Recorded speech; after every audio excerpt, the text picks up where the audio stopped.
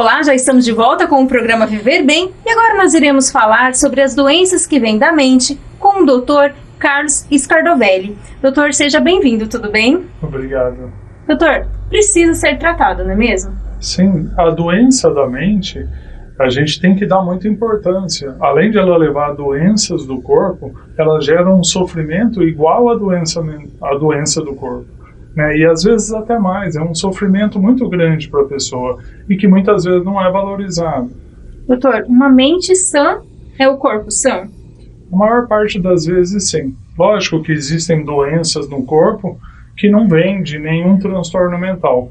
Mas o nosso cérebro ele pode influenciar em todas as partes do nosso corpo.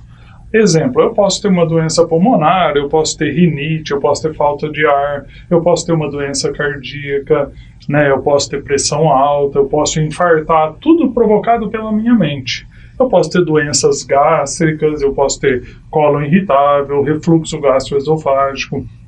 É muito comum doenças da pele, como queda de cabelo, urticária, doenças psoríase, vitiligo, que vem desse estresse prolongado que o nosso cérebro, que a gente passa hoje, né? Hoje nós estamos vivendo uma pandemia. Imagine o estresse e o que isso leva de inflamação, e essa inflamação vai alterar o meu sistema imunológico, vai causar uma série de doenças. Doutor, quando a pessoa perceber qualquer tipo de sinais, ela já deve procurar um especialista, não é mesmo? Sim. A gente tem que tomar muito cuidado quando a gente fala doença da mente.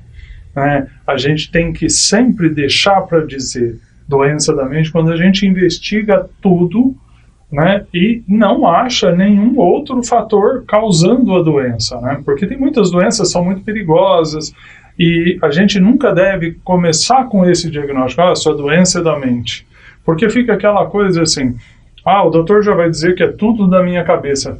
As pessoas não estão muito preparadas para esse diagnóstico, né? Então tem que ser muito trabalhado, tem que ser muito investigado, e quando chegar à conclusão que realmente isso vem do seu cérebro, né, assim, você já afastou todas as outras doenças físicas. Isso pode assustar, né, a pessoa, se ela não estiver preparada. Sim, assusta, né, porque algumas pessoas, quando você faz um diagnóstico, porque assim, comprovadamente, a gente tem um diagnóstico hoje que chama disfunção neurológica funcional.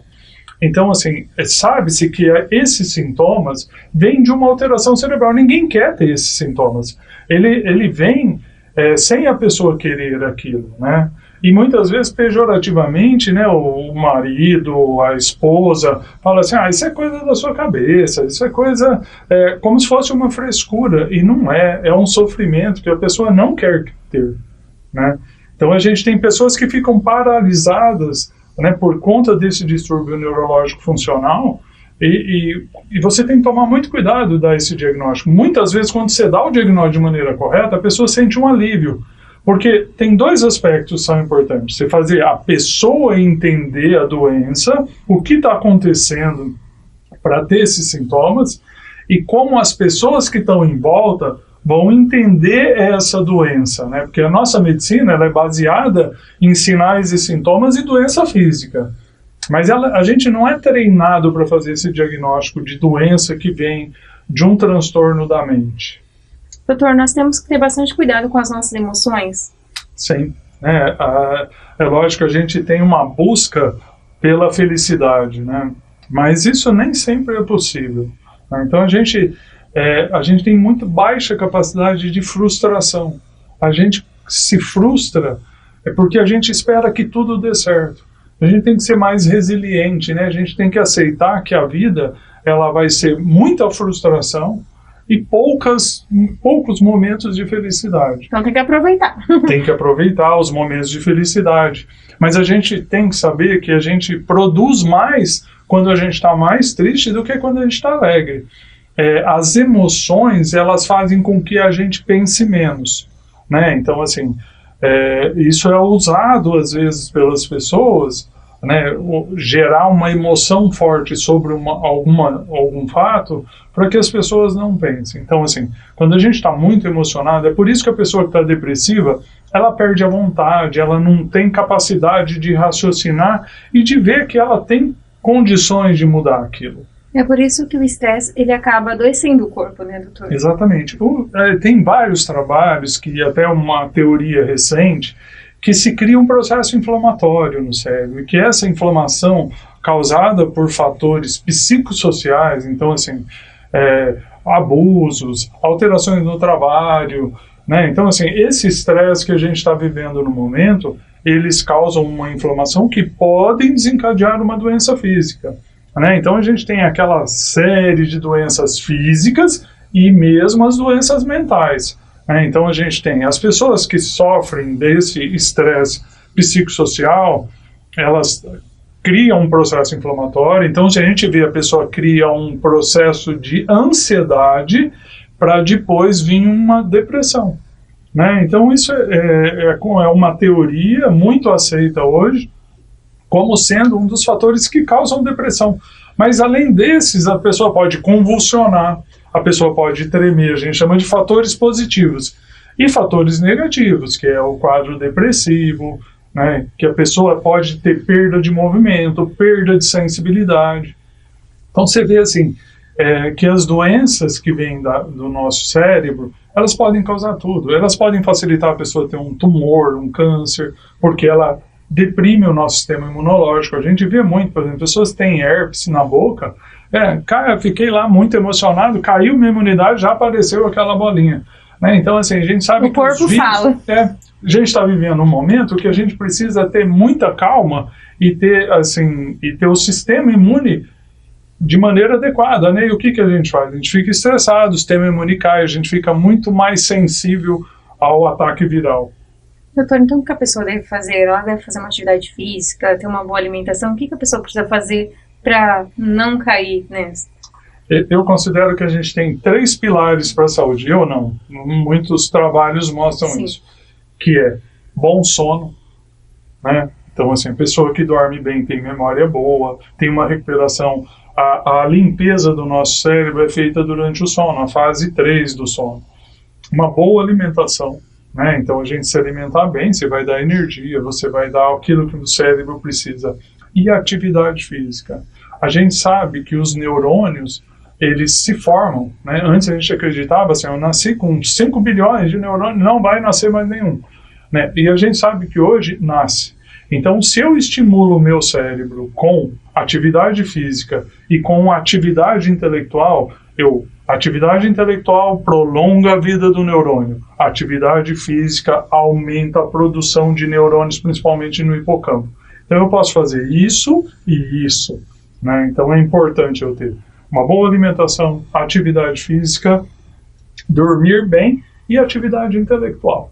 Isso eu considero que é o ideal para a gente ter saúde no nosso cérebro. Doutor, a procura no seu consultório é mais por mulheres, por crianças? São pessoas de todas as idades com esse tipo de doença? Sim, cada vez mais as crianças estão passando por transtornos específicos, né? Quer dizer, isso vem porque assim, é uma cobrança muito grande da nossa sociedade, né? A gente sabe que as doenças da mente, as doenças emocionais, elas acometem mais mulheres, isso comprovadamente. E as doenças, quanto mais jovem, acometem mais homens. Mais meninos têm transtorno de déficit de atenção e hiperatividade, mais meninos têm autismo, e mais meninas, depois de uma certa fase, começam a ter depressão, transtornos de ansiedade.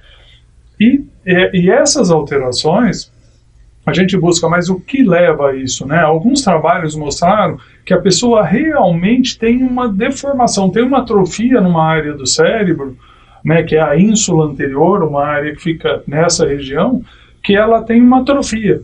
Então, isso é uma predisposição para as pessoas manifestarem essas doenças do corpo. Ok, doutor, muito obrigada pelas informações. Eu que agradeço. Gente, depois de uma aula dessa, né, então agora só nos resta cuidar da nossa saúde. Eu vou encerrando a minha participação por hoje, mas eu te espero no meu próximo programa. Até lá! A Flor Tibetana oferece uma ampla variedade em cosméticos veganos 100% naturais, feito à mão com todo carinho. Entre eles, sombras, iluminador, gloss hidratante facial, hidratante corporal, esfoliante, escalda-pés, desodorante, shampoo sólido e condicionador sólido. Acesse agora mesmo o Instagram e Facebook Flor Betana e saiba mais informações sobre cosméticos veganos e artesanais. Telefone 18 997 17 40 73. Artesã Natália Stable. Depois do médico, o farmacêutico de sua confiança. Quem mora no Mário Amato, Ana Jacinta e bairros vizinhos sabem onde encontrar. Drogaria Total Unidade Drogaria Galindo. Entrega a domicílio de segunda a sexta, das 8h30 às 20h30 e nos sábados, das 8 às 18 horas. Além de medicamentos, perfumaria de qualidade e excelente preço, tem farmácia popular. E atenção, horário de atendimento de segunda a sexta, das 7h30 às 22 horas e aos sábados das 8 às 21 horas e feriados das 8 às 13h30. Drogaria Total Unidade Drogaria Galindo, Avenida Gustavo Antônio Marcelino, 822, Mário Amato. Telefone 3909-1394. Hoje a Dida Ferramentas é concessionária Elite Steel. Também somos distribuidor Makita, com venda, locação e manutenção. Dida Ferramentas atua em Presidente Prudente em toda a região e vem facilitando a vida de grandes construtoras, engenheiros, mestres de obras, pedreiros e outras áreas da construção civil. Porque a Dida Ferramentas faz aliança com seus clientes para satisfazê-los. Dida Ferramentas, Avenida Brasil 2508.